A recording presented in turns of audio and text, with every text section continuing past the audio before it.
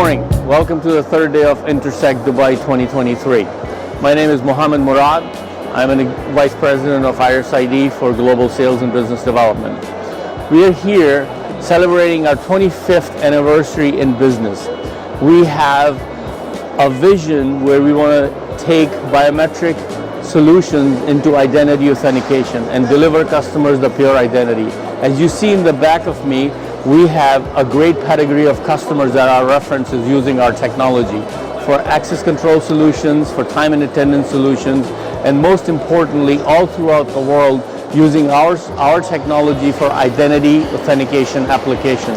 We have some fantastic references in that space.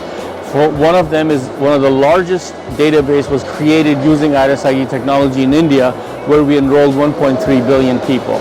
In the region, we have several applications for identity authentication or identity management, and one of the major one in recent FIFA, our solution was used by Qatar to process 3+ million people when they were visiting Doha.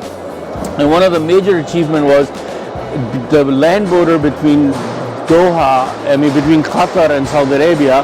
You were processing 150,000 people a day crossing the border.